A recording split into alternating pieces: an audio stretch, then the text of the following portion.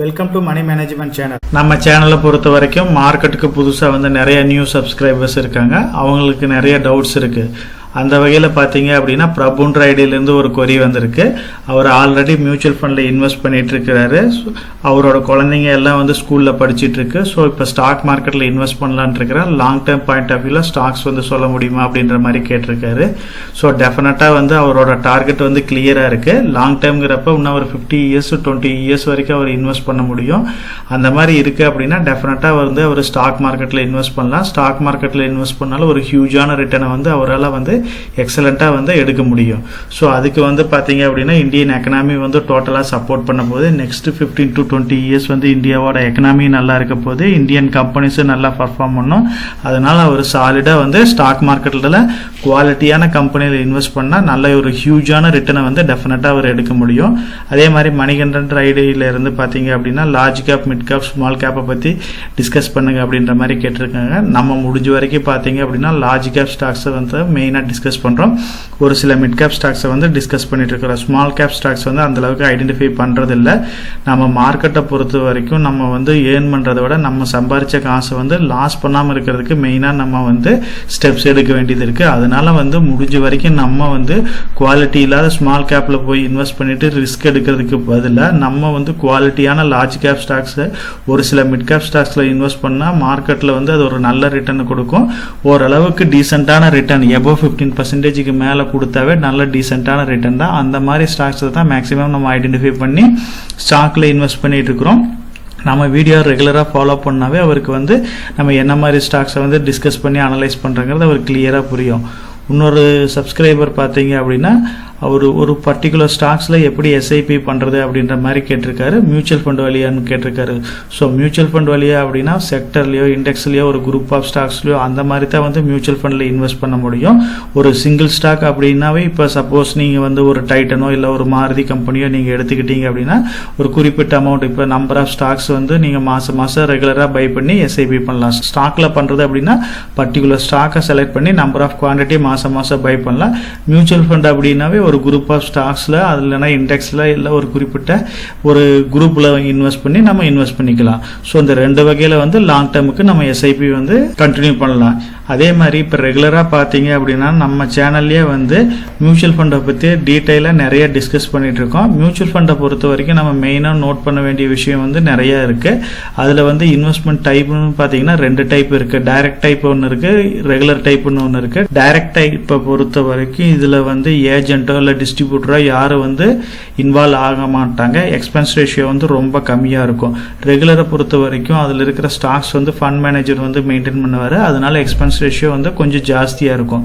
So இதில் option பார்த்தீங்க அப்படின்னா growth இருக்குது, டிவிடெண்ட் இருக்குது. ஸோ growth அப்படின்னா வர்ற அமௌண்ட் டிவிடெண்ட் இந்த மாதிரி இதை ரீஇன்வெஸ்ட் பண்ணுவாங்க. டிவிடெண்ட் மெத்தடில் பார்த்தீங்க அப்படின்னா பர்டிகுலர் டைம் பீரியடில் அதை டிவிடெண்ட்டாக யூனிட் ஹோல்டர்ஸ்க்கு பிரித்து கொடுப்பாங்க. இதில் மேக்ஸிமம் ஸ்ட்ரக்சர்னு பார்த்தீங்கன்னா ஓப்பன் ஹெண்டட் இருக்குது, க்ளோஸ் ஹெண்டட் இருக்குது. ஓப்பன் இப்போ மேக்ஸிமம் வர மியூச்சுவல் ஃபண்ட் எல்லாமே ஓப்பன் ஹெண்டடில் தான் இருக்குது. லாக்கிங் பீரியட் எதுவுமே இருக்கிறதுல எப்போ வேணாலும் பை பண்ணலாம், செல் பண்ணலாம், அந்த மாதிரி தான் இருக்குது. ஒரு சில க்ளோஸ் ஹெண்டட் ஃபண்ட்ஸ் இருக்குது. ஸோ அதை நம்ம செக் பண்ணி மார்க்கெட்டில் வாங்கணும். எப்பயுமே ஒரு மியூச்சுவல் ஃபண்ட் அப்படின்னாவே இந்த பாயிண்ட்ஸ் எல்லாம் நமக்கு ஞாபகம் வரணும். மெயினாக நோட் பண்ண வேண்டிய பாயிண்ட்ஸ் என்ன அப்படின்னா ட்ராக்கிங் எரர் கரெக்டாக இருக்கான்னு நம்ம பார்க்கணும். ட்ராக்கிங் எரர் அப்படின்னா இப்போ நிஃப்டி 50 இண்டெக்ஸ் ஃபண்டில் நீங்கள் இன்வெஸ்ட் பண்ணுறீங்க அப்படின்னா நிஃப்டி 50 ஒரு 15% 1 இயரில் ரிட்டர்ன் கொடுக்குதுன்னா நம்மளோட மியூச்சுவல் ஃபண்டு 15% கொடுக்கணும். அதில் எந்த ஒரு பெரிய டிஃப்ரென்ஸும் வந்துடக்கூடாது. இதை தான் ட்ராக்கிங் எரர்னு சொல்கிறோம். இப்போ எக்ஸ்பென்ஸ் ரேஷியோ முடிஞ்ச வரைக்கும் நமக்கு கம்மியாக இருக்கிற மாதிரி ஃபண்டில் இன்வெஸ்ட் பண்ணோம் அப்படின்னா நமக்கு நல்ல ஒரு ரிட்டர்னை கொடுக்கக்கூடிய கம்மியான அமௌண்ட்டாக இருந்தாலும் நம்ம 5 வருஷம் 20 வருஷம் இந்த மாதிரி இன்வெஸ்ட் பண்ணுறப்ப அது ஒரு பெரிய அமௌண்ட்டாக மாறிடும். வால்யூம் ஆஃப் ட்ரேட் இருக்கணும். அதனால தான் டிமாண்ட் இந்த மாதிரி சப்ளை இருந்தால் தான் அதில் ஈஸியாக நம்ம பை பண்ண முடியும், செல் பண்ண முடியும். ஒரு மியூச்சுவல் ஃபண்ட் அப்படின்னாவே நம்ம மியூச்சுவல் ஃபண்டுக்குள்ளே என்ட்ரு ஆகிறதுக்கு முன்னாடி இந்த டீட்டெயில் எல்லாமே அவர் தெரிஞ்சுக்கிட்டு என்ட்ரானோம் அப்படின்னா நமக்கு எந்த ஒரு ப்ராப்ளமும் வராது.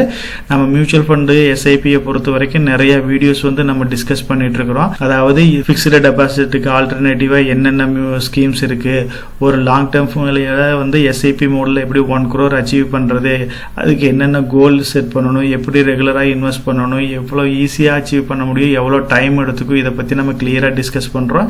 எஸ்ஐபி வந்து எந்த தேதியில் ஸ்டார்ட் பண்ணணும், எப்போ வாங்கணும், அதாவது மாதம் எவ்வளோ இன்வெஸ்ட் பண்ணணும், லார்ஜ் கேப்பில் எவ்வளோ பண்ணணும், மிட் கேப்பில் எவ்வளோ பண்ணணும், ஸ்மால் கேப்பில் எவ்வளோ பண்ணணும், எவ்வளோ நாளைக்கு பண்ணணும், அதே மார்க்கெட்டில் ஃபால் வருது அப்படின்னா அந்த மாதிரி டைமில் என்ன பண்ணணும், இதை பற்றி டீட்டெயிலாகவே நம்ம டிஸ்கஸ் பண்ணிட்டு இருக்கிறோம். ஒரு 10,000 ரூபா அமௌண்ட் இருந்தாவே வந்து அதை ரெகுலராக நம்ம இன்வெஸ்ட் பண்ணால் நம்ம 1 crore டார்கெட்டை வந்து எப்படி அச்சீவ் பண்ணுறது, பவர் ஆஃப் காம்பவுண்டிங் எப்படி ஒர்க் ஆகுது, அதை பற்றி டீட்டெயிலாகவே நம்ம டிஸ்கஸ் பண்ணியிருக்கோம்.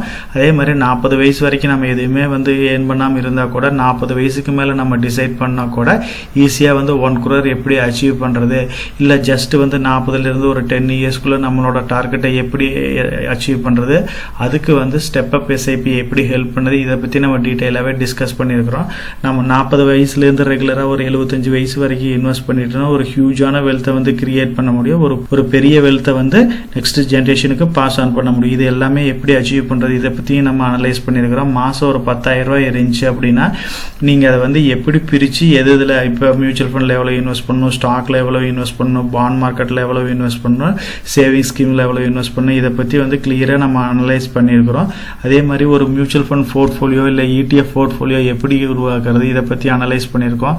கம்மியான வயசில் வந்து நம்ம வந்து ஸ்டார்ட் பண்ணிட்டோம் அப்படின்னா ஃபினான்ஷியல் ஃப்ரீடம் வந்து எப்படி வந்து அச்சீவ் பண்ணுறது, ஒரு பெரிய ஹியூஜான வெல்த்தை வந்து எப்படி கிரியேட் பண்ணுறது, அதே மாதிரி கோல்டு இன்வெஸ்ட்மெண்ட்டில் எப்படி எஸ்ஐபி பண்ணுறது, ETFல வந்து எப்படி பெனிஃபிட் ஆகுறது, 12 to 18% ஈஸியாக ரிட்டர்ன் எடுக்கிறது, இதை பற்றி கம்ப்ளீட்டாக நம்ம அனலைஸ் பண்ணியிருக்கோம். இது எல்லாமே வந்து பார்த்தீங்க அப்படின்னா ஃப்யூச்சரில் வந்து குழந்தைங்களுக்கு சேஃபான முறையில் நம்ம வந்து ஒரு பெரிய டார்கெட்டை சேர்த்து வைக்கிறதுக்கு இது எல்லா வகைக்கும் சப்போர்ட் பண்ணுது.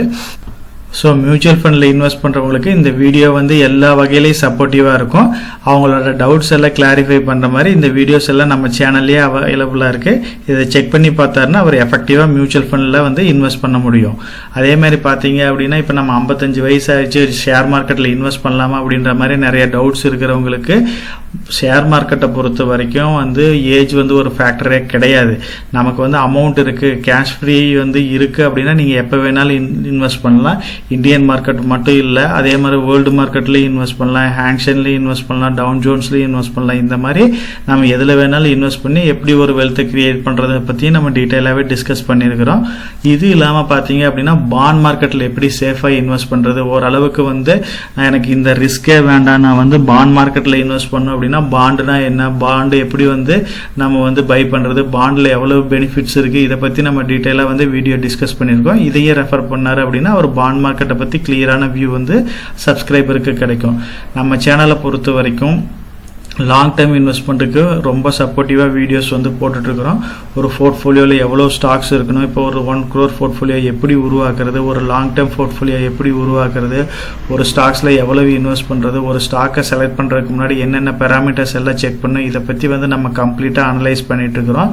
இப்போ அவர் வந்து ஸ்டாக் மார்க்கெட்டில் இன்வெஸ்ட் பண்ணணுங்கிறாரு. ஸோ கண்டிப்பாக வந்து அவர் வந்து ஒரு போர்ட்ஃபோலியோ வந்து கிரியேட் பண்ணி ஆகணும். அந்த பிளேலிஸ்ட்டை ரெஃபர் பண்ணார் அப்படின்னா அவருக்கு தேவையான டீட்டெயில்ஸான ஸ்டாக்ஸை பற்றி நம்ம ஒன் பை ஒன்னா அனலைஸ் பண்ணியிருக்கிறோம். அதே மாதிரி கண்டிப்பாக வந்து அவர் ஒரு ஸ்டாக் போர்ட்ஃபோலியோ கிரியேட் பண்ணுறதுக்கு முன்னாடி டெஃபினட்டாக வந்து ஒரு 5 பாயிண்ட் வந்து அவர் கன்சிடர் பண்ணணும். செக்டர் அலோகேஷன் வந்து கண்டிப்பாக இருக்கணும். செக்டர் அலோகேஷன் அப்படின்னா நம்பர் ஆஃப் செக்டர்ஸில் வந்து அவர் இன்வெஸ்ட் பண்ணணும். இப்போ ஆட்டோ செக்டர் இருக்குது, பேங்கிங் செக்டர் இருக்குது, engineering, FMCG, IT, jewellery, metal, paint, pharma, refineries, இந்த மாதிரி நம்பர் ஆஃப் செக்டர்ஸில் வந்து அவர் இன்வெஸ்ட் பண்ணணும். ஒரே செக்டர்லேயோ 2 செக்டர்லேயோ வந்து இன்வெஸ்ட் பண்ணிவிட்டு அவர் நிறுத்திடக்கூடாது. அவர் எவ்வளோ அமௌண்ட் இன்வெஸ்ட் பண்ணுறாரோ அதுக்கு தகுந்த மாதிரி நம்பர் ஆஃப் செக்டர்ஸ் வந்து சூஸ் பண்ணிக்கணும். நம்மளோட இன்வெஸ்ட்மெண்ட் பேஸ்கெட்டில் அட்லீஸ்ட் ஒரு 20 to 30 ஸ்டாக்ஸ் வரைக்கும் இருக்கிற மாதிரி நம்ம பார்த்துக்கணும். முடிஞ்ச வரைக்கும் குவாலிட்டியான Nifty 50 ஸ்டாக்ஸை வந்து ஐடென்டிஃபை பண்ணிக்கணும். அதர்ஸ் மிட் கேப் ஸ்டாக்ஸ் வந்து ஒரு 20% வந்து ஐடென்டிஃபை பண்ணிக்கலாம். போர்ட்ஃபோலியோ மேனேஜ்மெண்ட் டெஃபினட்டாக இருக்கணும். ஒரு சிங்கிள் ஸ்டாக்ல வந்து எந்த வகையை கொண்டு 10%க்கு மேலே போகாத மாதிரி நம்ம பார்த்துக்கணும். அதே மாதிரி பார்த்தீங்கன்னா ஒரு 5 to 10% கோல்டு இருக்கிற மாதிரியே பார்த்துக்கணும். நம்ம வந்து வேல்யூ இன்வெஸ்டிங் பண்ணணும். அதாவது ஆப்பர்ச்சுனிட்டி கிடைக்கிறப்ப கரெக்டான ஸ்டாக்ஸில் வந்து இன்வெஸ்ட் பண்ணணும். இப்போ எக்ஸாம்பிள் பார்த்தீங்க அப்படின்னா இப்போ 1 மந்த்துக்கு முன்னாடி HDFC பேங்க்ல நல்ல ஒரு அட்ராக்டிவான ப்ரைஸில் கிடச்சிச்சு. அதே மாதிரி இப்போ HUL பார்த்தீங்க அப்படின்னா நல்லா இந்த ரிசல்ட்டுக்கு அப்புறம் கரெக்ஷன் ஆகும். இந்த மாதிரி குவாலிட்டியான ஸ்டாக்ஸை வந்து அந்த மாதிரி எந்த ஒரு மார்க்கெட் ஹைலி இருந்தாலும் ஒரு சில ஸ்டாக்ஸ் வந்து குவாலிட்டியான ஸ்டாக்ஸ் வந்து அட்ராக்டிவான ப்ரைஸில் கிடைக்கும். டெஃபினட்டாக அதை கன்சிடர் பண்ணுங்கள். ஃபார்மாவில் கூட பார்த்தீங்க அப்படின்னா டாக்டர் ரெட்டி வந்து நல்ல ஒரு அட்ராக்டிவான ப்ரைஸில் தான் இருக்குது. ஆட்டோ செக்டரை பொறுத்த வரைக்கும் பஜாஜ் ஆட்டோ வந்து கன்சிடர் பண்ணலாம். இந்த மாதிரி ஸ்டாக்ஸை வந்து குவாலிட்டியான ஸ்டாக்ஸை வந்து மார்க்கெட் என்னதான் ஹையில் இருந்தாலும் நம்ம ஐடென்டிஃபை ஐடென்டிஃபை பண்ணலாம். நம்ம சேனலை பொறுத்த வரைக்கும் பார்த்தீங்க அப்படின்னா லாங் டேர்ம் இன்வெஸ்ட்மெண்ட்டுக்கு சூட்டபுளாக நம்ம நிறைய வீடியோஸ் வந்து அனலைஸ் பண்ணிட்டு இருக்கிறோம். இப்போ நம்ம சப்ஸ்கிரைபர் கொஸ்டின்ஸ்க்கு வந்து பார்த்தீங்க அப்படின்னா எல்லாத்துக்கும் ஆன்சர் பண்ணிட்டோம். ஒரு மியூச்சுவல் ஃபண்டில் எப்படி எஸ்ஐபி பண்ணுறது, ஒரு லாங் டேர்ம் போர்ட்ஃபோலியோ எப்படி கிரியேட் பண்ணுறது, அவங்களோட குழந்தைங்களுக்கு என்ன மாதிரி ஸ்டாக்ஸை வந்து ஐடென்டிஃபை பண்ணணும், இதை பற்றி வந்து கிளியராக பார்த்தோம். நம்ம சேனலை பொறுத்த வரைக்கும் நம்ம சேனலை வந்து சப்ஸ்கிரைப் பண்ணிட்டு ஒரு 45% பார்க்குறாங்க, சப்ஸ்கிரைப் பண்ணாமல் ஒரு 55% பார்த்துட்டு இருக்கிறாங்க. சப்ஸ்கிரைப் பண்ணாதவங்க நம்ம சேனலையும் வந்து சப்ஸ்கிரைப் பண்ணி சப்போர்ட் பண்ணுங்க. நம்ம சேனல் மெம்பர் கம்யூனிட்டியில போர்ட்ஃபோலியோ அப்டேட், அதாவது என்னோட போர்ட்ஃபோலியோல என்ன ஸ்டாக் பை பண்றேன், என்ன ஸ்டாக் செல் பண்றேன், என்னென்ன சேஞ்சஸ் பண்ணிட்டு இருக்கேன், இதை பத்தி இன்ஃபர்மேஷன்ஸ் வந்து ஷேர் பண்ணிட்டு இருக்கேன். டெய்லி மார்க்கெட் அப்டேட் வந்து முடிஞ்ச வரைக்கும் போஸ்ட் பண்ணிட்டு இருக்கேன். கார்பரேட்ல என்னென்ன ஈவென்ட் இருக்கு, நம்மளோட இந்திய எக்கனாமியை பத்தி ஒரு சில யூஸ்ஃபுல்லான இன்ஃபர்மேஷன்ஸ் எல்லாமே ஷேர் பண்ணிட்டு இருக்கோம். மெம்பர் கம்யூனிட்டியில ஜாயின் பண்ணி இதை ரெகுலரா ஃபாலோ பண்ணீங்க அப்படின்னா உங்களுக்கு நாலேஜ் இம்ப்ரூவ் ஆகிறது மட்டும் இல்லாம உங்களோட போர்ட்ஃபோலியோவை ஹெல்த்தியா பில்ட் பண்றதுக்கு எல்லா வகையிலையும் சப்போர்ட்டிவா இருக்கும். இப்ப டிஸ்கஸ் பண்ண இன்ஃபர்மேஷன் எல்லாம் உங்களுக்கு யூஸ்ஃபுல்லா இருக்கும்னு நினைக்கிறேன். இந்த வீடியோ உங்களுக்கு யூஸ்ஃபுல்லா இருந்துச்சு அப்படின்னா நம்ம சேனலை வந்து சப்ஸ்கிரைப் பண்ணுங்க, நம்ம வீடியோவை லைக் பண்ணுங்க, ஷேர் பண்ணுங்க. கமெண்ட் செக்ஷன் ஓப்பன்ல தான் இருக்கு. ஸோ இந்த வீடியோ பத்தி உங்களோட ஒப்பீனியன் என்ன, இதுல என்னென்ன டவுட்ஸ் இருக்கு அப்படின்னு நீங்க கமெண்ட் செக்ஷன்ல போஸ்ட் பண்ணீங்க அப்படின்னா உங்களுக்கு மட்டும் இல்லாம நம்ம வியூவர்ஸ் எல்லாத்துக்குமே நல்ல ஒரு சப்போர்ட்டிவா இருக்கும். நான் ஒரு செபி ரிஜிஸ்டர்ட் அட்வைசர் கிடையாதுங்க. நம்ம சேனலில் போடுற வீடியோக்கள் எல்லாமே வந்து பார்த்தீங்கன்னா எஜுகேஷனல் ஆர் இன்ஃபர்மேஷன் பர்பஸ்க்கோசரம் போஸ்ட் பண்ணுற வீடியோக்கள் தாங்க. இன்வெஸ்ட்மெண்ட்னா கண்டிப்பாக ரிஸ்க் இருக்கும். அதனால நீங்கள் உங்கள் ஃபினான்ஷியல் அட்வைசர்கிட்ட டிஸ்கஸ் பண்ணியோ இல்லை நீங்களா ஓன் டிசிஷன் எடுத்தோ இன்வெஸ்ட் பண்ணுங்கள்.